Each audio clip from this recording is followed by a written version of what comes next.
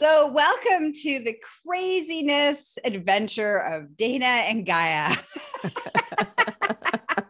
Hold on to your hats. Yes. We actually have no idea what we're going to talk about because I was doing another podcast earlier and running behind time. So our normal sort of chat time, we don't have. So who knows what we're going to talk about? I don't know. Dana doesn't know. Stay tuned. Stay tuned. It will be delightful as always. It will always be entertaining and always educational. So even though we don't have a plan, that is guaranteed. Yeah. So why don't we start with you introducing yourself? Because that's always entertaining and you never know what you're going to say. So I know. I try out different pieces. So I am Dana Pharant. I am a business performance coach. Apparently it's going to be very stuffy today. A business performance coach, former Dominatrix, 7-figure CEO. I help people to get their head out of their ass and get on with their world domination plans. So I'm going to start in with already pushing the buttons. Is it really former Dominatrix? Oh, really? We're going to go there? Oh my God. Okay. Stay tuned. We will tell you more about that in a moment. Introduce yourself, Gaia. Stop pushing buttons. Good God. I'm Gaia Morrissette, your pushing button pusher. Stay away from this woman if you don't like your buttons pushed. I'm a holistic sexual wellness specialist, a high priestess of divine sexual magic and elemental magics, and consensual world domination goddess.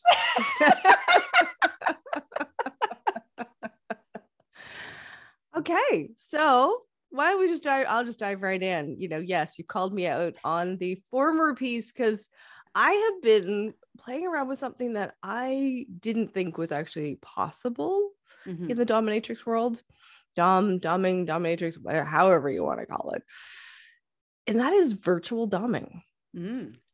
And, the typical virtual doming, you might think about like webcam kind of thing, right? But no, actually, I've been taking people through kind of a hypnotic virtual doming, talking them through this situation, the scenes. And what I love is that it's actually dropping people into this space of surrender, which is amazing. It shouldn't be surprising because I hold an incredible power with energy. I've been doing this for over 30 years. I may know a thing or two about it, maybe, but at the same time, it's still quite different. It's still quite unusual. And, without the aid of any kind of, virtual reality glasses, we are taking people into the dungeon virtually. I love it. And yeah, I just needed to push a little buttons there because this is what you do. This is what we do. And we are talking about being radically honest. So we always have to be honest when we're talking to our audience when we say things. I know. I'm so used to saying former dominatrix because it definitely makes people more comfortable when I'm talking in the business world. But yeah, I guess I really, can't legitimately say former anymore. Oops. Awesome. So, do you know what you want to talk about? Well, wasn't that it? Oh, really? If that's what I gave you like a lot of leeway. I didn't push any more buttons. Do you want me pushing more buttons in that department? Or would you like to talk about what is there to say? What is Okay, no, the other thing that I think we're going to start playing around with is that I am moving into a epic adventure, which is both fucking scary, as you get to hear about a lot, how epically scared I am, and very exciting. So July 1st, my future ex-husband is going to be buying me out of my house. It's going to become his house. And I'm hitting the road in some way, shape, or form. I have no plan. Okay. So folks, as a former, current, whatever, dominatrix, control is my motto. Control is my MO. I love being in control. I love knowing what the plan is. And so not having a plan is freaking me the fuck out. Not gonna lie. It really is. And I need to do this. I totally like, this is in alignment 100%. This is, you know, things are showing up exactly when I need them to. And it's this whole piece of trusting. I feel like I'm, you know, I'm just about, July 1st is the day that I like jump out of this plane and go on the free fall. I don't know where I'm going to land. It'll be interesting. It'll be an adventure. I'm excited. Yeah. I'm excited for me personally, watching you and like watching you on this, you know, getting ready to go on this adventure. Cause there's going on the adventure and then there's the precursor to going on the venture. Yeah. And, you know, in the space of like so much clearing, like so in order to allow yourself the freedom that you're about to embark on, you know, we talk so much from a societal standpoint and individuals like, oh, we all want freedom, but to have freedom means that we need to let go of our attachments, right? The attachments to expectations, staff, people, locations, like freedom comes at a cost of ultimate surrender and letting go. Even just a simple little thing of like, I'm giving away my bedroom set, right? Like, oh, like that brings up a little like, oh, which is silly because, you know, it's really, you can get furniture anywhere. It's not like you can't get furniture again, but there's something about this process of giving away. Well, no, I'm not giving it away. I'm selling it. Yeah. I don't give away anything. So, but getting, you know, releasing. Not true. That's not true. You gave, your neighbors have gotten like bonus, all sorts of bonus things at your curb. Okay. See, I'm lying all over the place. Oh my God. Oh yeah, there's some fun adventures. I am putting some fun stuff out at the curb, and my neighbors coming along and scooping them up. So, but you know, even with that, I don't know, like that doesn't feel like giving it away. Like I'm not taking it to the Sally Ann or wherever, you know, whatever thrift store. There's something different about somebody coming along and choosing to pick it up because it's there and they want it and they can make use of it, as opposed to, it's really weird. Am I strange? I am strange. I know I'm strange, but yeah, you are strange, but we love and adore you for your strangeness. So it's okay. It's okay. But it's like kind of more like, here's this treasure. Like if you could think, I think of it as like you're placing some treasure outside and people come along and they're like, woo, look at this treasure. And then they get to have the treasure. Yes. And you get to kind of see, you get to see some of that experience a little bit versus the detachment of giving it away where you're just like, here is gone. I'm done with that kind of thing. Well, so many times, I don't know, to me, it just feels like when I drop off the bags of stuff at the thrift store, it feels like I'm dropping off at the dump, you know, like it really, it's got that kind of energy. Not that I am, like it is being recycled, reused, which is great, but it has that kind of energy. Whereas, like there is that great piece of the little treasure hunt who's going to come along and find something that they love. And I've had people stop, like, years later, I've been doing this curb thing for a while, and I've had people stop. It's like, oh, I picked up such and such at your, you know, this thing at your curb, and I love it. It's at my place, and I did this with it. And I'm like, oh my goodness, like it's kind of fun. It's like, oh, where does this stuff end up, right? Yeah. Who gets to love it next? That's a kind of a fun adventure. So yes, letting go of attachment. Letting go of attachments of stuff. Ooh, yeah, and I think the other big thing, I know I touched on it, is letting go of needing to know all of the steps of the plan. Like all I know in the plan right now is getting a new vehicle because I can and because I want to. And then I'm going to go traveling. That's it. That's the only steps that I know. Where, when, I don't know. How? I don't know. How you're doing the traveling. I don't know. Everybody's like, where are you going to go? I'm like, I don't know. It's really fascinating to watch people when you say to them, I don't know where I'm going. Mm-hmm. And they're like, one part of them is super excited because they're like, ooh, that's exciting. It's freedom. Oh, and then the other part of them is just this terror. Yeah, exactly. Eye twitching. Whole body starts twitching. Of like, that's awful. Oh my God, how could you do that? So I know that there's going to be some really epic growth in this for me. And, you keep reminding me that I am an extreme personal development junkie. And this is yet another version of my extreme personal development junkie-ishness, whatever. This is a fix. This is a year-long fix. Oh my God. So anything more you want to probe on there? Or? No, I'm good. Anything else you want to share about? Oh, I'm sure there's loads I can share, but I think I'd just be rambling and okay. All right. All right. So that actually is a great segue into why we've decided we're just doing a podcast. Oh yes, well we didn't announce that yet. We haven't even announced that. Yes. So change gears. Again. So we're changing gears again, and we've decided that this is not going to lead necessarily right now, at least for the next year of adventuring, into anything. No workshops, no retreats, no any of this stuff. We're going to just show up. We're going to have a great conversation. You can come on an adventure with us, whatever's going, craziest things going on in our lives. As you can hear, there's no fear of advertising in the program. It's true. There's no...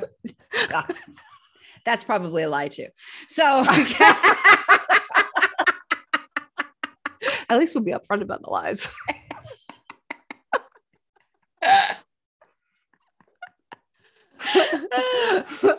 And that we're just going to drop in and have fun and share. And as you can see, Dana's going on an adventure. So I'm sure she's going to have lots of wonderful things to share.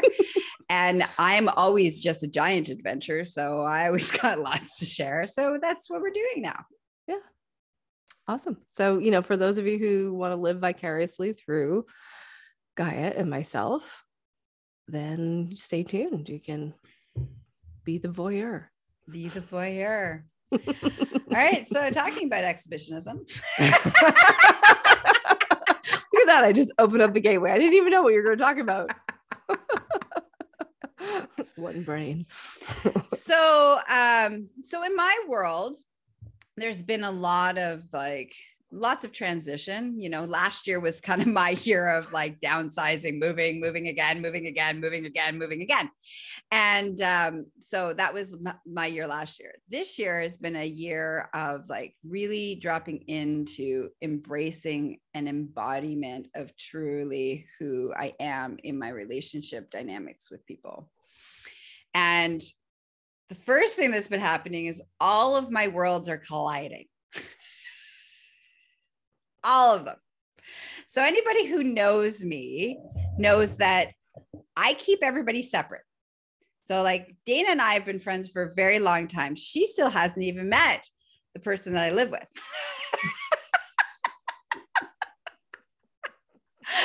My girlfriend, is my girlfriend. My master is my master, who's also who I live with. My lady buddy is my legal husband. I got all sorts of relationships all over the place, all the separate dynamics, all over the place. And that really, I realized recently that I thought that was a way in which it kept me safe. That basically I could control how others saw me. And so when I'm spending time with this person, they get this aspect of me. When I'm spending time with this person, they get this aspect of me. And so they don't actually, so in essence, it was this belief that it kept me from being wounded or hurt or rejected. Because if for whatever reason, somebody or something happened in that particular relationship dynamic, it was and they chose to not be in a relationship with me anymore. They were only rejecting a part of me. They weren't rejecting all of me. And so realizing in line with my own personal growth and development, extreme sports that is me, I'm let's bring all those walls down. And in the last month and a half, I think almost all of my worlds have collided. Except for the only ones that haven't collided is Dana hasn't met my overlord or Lady Bunny. You haven't met Lady Bunny yet? Yeah, you? I was at your wedding. Oh, that's right. You met Lady Bunny. That's right. Nice. I forgot I got married. So like nothing personal. Just like wiped out the memory. I never got married. That did not exist. That did not happen. That did not exist. There were people there and what? I wasn't there. What are you talking about? So it's like all of the worlds have collided. So my submissive girlfriend is now spending time with my overlord master. We had our first like sexual encounter, 3 of us last weekend. My kink worlds are blending with my vanilla worlds. My nudists are blending with my kinksters. Like all the worlds are all coming together and colliding. And it's been really stressful. It's been really stressful. And yet so incredibly beautiful. Like I want to cry actually, because it's so beautiful, because all of these people who are in my life, even though I thought they didn't really get to see all of me, they secretly have been watching and seeing all of me anyways. And so really now they get to really meet all the other people who are important to me in my life. And I don't have to fragment.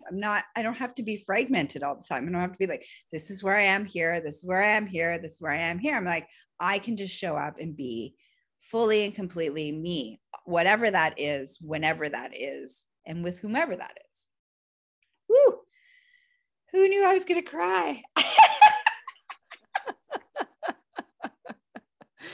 This week's your turn. This week's my turn, apparently. Yeah. So yeah, so that's all I got. You want to ask? Well, would you like to probe? Would you like to probe? Not so much probe. I think there's like a showcasing in this, because I see this everywhere. I think we all to some degree do this, and I think my suspicion would be that it's this piece that we've been indoctrinated with, that you go to school and you behave and you sit in this way, and when you're out at recess you get to play, but it's only to some degree, and when you're on your own, and so there's like different rules depending on where you are. And so we start to learn that there are different acceptable behaviors in different places. Yes. And I really see that. So of course I push people's buttons on LinkedIn. It's great. And, and I have a lot of people who feel that my disclosing that I am or was either term a dominatrix, I'm going to have to sit with that. And talking about sexual energy, there's a lot of people who say to me that is inappropriate for LinkedIn. Mm-hmm. And I'm saying to them, it's like, if you are not turned on to life and turned on to the business that you're running, like you are leaving half of you behind, and you're not going to fucking attract the clients that you want. So no, maybe it is completely appropriate. We just want to, leave out the dick pics and making inappropriate advances on people. Yes, that needs to be left out, but you do need to show up fully, and you need to be who you are. And more than ever, I think there's a calling for people to be honest. Like, how do we find the people who are doing the weird and wacky things that we want to find out more about, if we're not all being open and honest about it? How many times have I had amazing conversations with people, but they've been very select, where I've disclosed about the fact that I, move in a polyamorous way, that I, have had an open marriage for the last 12 years. And that opens up their mind. It gets them thinking differently. Even if they're not interested, it just gets them thinking differently. But if we constantly subscribe to these ideas of this is the way I have to behave in this group, then we never move our society forward. We never move ourselves forward. And I don't know about you. I know about you, but I like you, the listener, not you, Gaia. Because I'm authentic all over the place. Even well, and also you have the same commitment that I do about, Yeah. you know, it is about our journey, it is about our Yeah. growth. And we also want to see the world collectively move forward as much Yes. as possible. Yes. So when we have that goal, then why wouldn't we want to show up fully everywhere? Mm-hmm. Yeah, it's that whole fragmented piece, right? Like Mm-hmm. that, you know, and I think, you know, wherever, I think everybody is at that level in a different way, right? We Yeah. all have, you know, our different levels of fragmentedness around this is who I am here, this is who I am there, this is where I am here. Some of us are more extreme in that. Some of us have like very polar, separate, secret lives. Some of us are like, you know, have, you know, non-monogamous, and then, you know, they have their vanilla life. There's kings, like, so there's like people keep each other separate, and the level of the, I guess the walls vary from person to person, but we all have them, and it really prevents us. This is what I've really, like, in the last month and a half of everything, all my walls coming down, is that I didn't realize how, as authentic as I am, and my listeners are like, oh yeah, you should TMI, too often it's too much TMI with me. But even then, there's been a of truly being okay. So it's not so much about others being okay with me. It's about me being okay and embracing fully and completely to allow others to see all of me. And I think that's been the biggest, like, for me, the biggest teaching of this experience is that, oh, as open as and honest and as, you know, pushing the buttons of society and like living on the edge of all that stuff, I don't think I was fully okay with all of me until I can allow the walls to come down and allow everybody to fully see me. And so that, I think, has been the huge transformation for me in this last month and a half. Yeah. And I would just want to point out for the listener that, you know, that is kind of like, it's the next level. That's like an advanced skill. And an invitation to step into this in a little bit is to think in terms of every time you fragment, it is kind of like telling lies, because you separate out what's going on. And in order to keep those lies up, there is a lot of energy that is expended to keep all that straight in your head. Who is what, where, when, who knows what, you know, who are you telling this to? And, you know, I've often said it jokingly, but there's a lot of truth to it, that I say, I tell everybody the truth because I don't want to have to remember what lies, you know, it's really lazy that I just don't want to have to remember what fucking lies I told you. Like, that's just way too much work, you know, so I'll just tell everybody the truth, even if it's TMI. Yeah.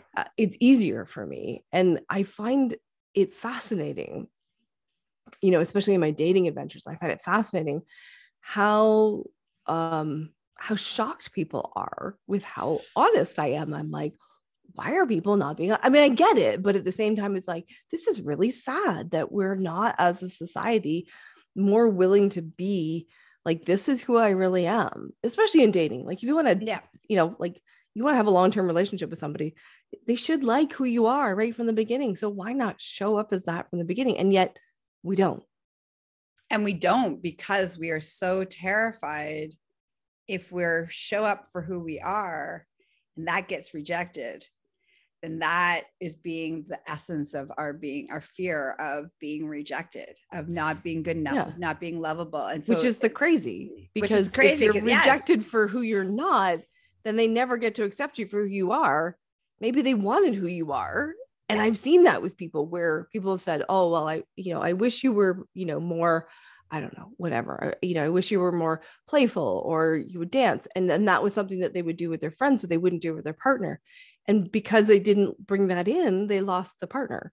And it's like, this is the crazy. Yeah. We think it's one way, but it's not. It's actually so liberating to show up as you from the get-go. Oh, absolutely. Because then people like who you are, so you don't have to work so hard to be something else and then keep that up. And then it's like a lot of work to keep all of that, not being the true version of yourself. Yeah. And I know for myself, so I, again, bring it back to my business. So when I talk about the crazy things, so former or current dominatrix, I'm easing myself into this phrasing. So when I talk about that, I'm really upfront about that. And I have it right on my LinkedIn profile. It currently says former dominatrix. So it also says high priestess and 7-figure CEO. So I have those things in there, which is really like not what everybody else is putting on LinkedIn. But the number of people that go, oh, damn, I read that and I have to meet you. Like, you seem really cool. Yes. Yeah. I'm sure there's a lot of people who read that and go, holy fuck, I'm out of here. Great. I never have to talk to them. Exactly. Fabulous. They self-select out. But I think that's that willing. I mean, we could go like hours of talking about being willing to be judged and all the things. But I think starting the baby steps, I would invite everybody who's listening, just really baby steps of, where can I be a little more truthful in bringing me, the different parts of me, into the different relationships. So if you're really playful in one relationship, why don't you bring that into all the relationships, and then look for another aspect that's missing and just slowly integrate them in. Yeah. So I think it's really important that you use the word baby steps and slowly. These are our listeners, except for the rest of us who are like extreme junkies. Crazy ass people. Let's just call it what it is. Crazy monkeys. Yes. Yeah. Crazy monkeys like me and Dana. We're like, go big or go home. We're gonna rip off you are not required to be crazy like Gaia and I. Not all. Baby steps is fine. Totally fine. Steps are fine. Yeah. Actually, I highly support baby steps. Me too. Yeah. If you're going to go faster than baby steps, you may want to hire somebody to support you in that journey so that you don't lose your everlasting mind. Yes. That's a key ingredient. Right? If you're going to be extremist, you need to have your extreme support team. Exactly.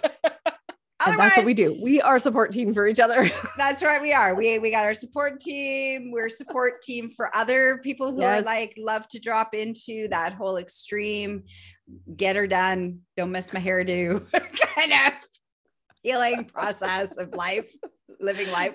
Yes. But those baby steps, I like that. But I would also lovingly invite our audience. Another great baby step is to take a moment to acknowledge, where do you where do you hide, to really take an inventory. Who are you with that person? Who are you with that person? Who are you with that person? Is there areas of that you could truly embrace? Like, why are you not fully who you are? What is it about that relationship dynamic? What is that about yourself that you think that they are not going to be okay with it, or it doesn't feel safe? Like to do a little bit of an inventory of who you show up and how you show up with people, to see where you could then maybe push the envelope a little bit in baby steps. But until you kind of have that awareness, I'm not sure really to really understand it. To really see it, to really see it, I had to look at all the things. Why am I this way over here and I'm that way over there and I'm this way over there? And if you had asked me, do I show up as my authentic self? I would say, with everybody, I would say absolutely. That would be my answer. But it said absolutely. And most people would agree with you on that would agree with me on that statement, except for the few that didn't have the opportunity to get to know all of me. Mm-hmm. So that's the other thing I would like to leave our audience with. So how can they spend more time with you? Professionally, yes, sir. No worries. So you can definitely find me on LinkedIn, as I've said. So I have the distinct privilege and honor of being the only Dana Pharant in the world one and only, with this name and the one and only. So I'm super easy to find. DanaPharant.com is my website, and you can Google me, find me on LinkedIn and connect. Professionally, yes. Reminder as a professional. Yes. So we are not available for dating, having babies, sending inappropriate pictures, free services, brain picking. I think that covers it. Yeah. You got to pay to spend time with Dana. The moral of that story is you have to pay to spend time with Dana. That sounds so awful. You got to pay to spend time with her. But, we're talking about professional services, and we're talking about professional services. Yeah. So absolutely. It's no different. It's no different on this end over here. I'm not available for anything. I'm not giving it away for free and on any level. All right. So yes, you have to pay to spend time with me in a professional capacity, to be there to support you, to help you, to facilitate, to teach, to all the things that I offer in the world. That you can find me at GaiaMorrissette.com, which is the entry point into the empire that is me, that I create in the world. And again, I'm available in a professional capacity, which means you must pay to spend time with me.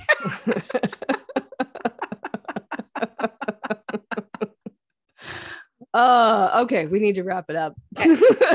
Before this goes sideways, yes. In an inappropriate way. All right. Oh, and so one last thing for our audience is that we are moving to once a month, the show coming out once a month. And we look forward to the next conversation. At that point, I imagine Dana might be in the middle of somewhere, going somewhere, doing something. Bye-bye. Bye.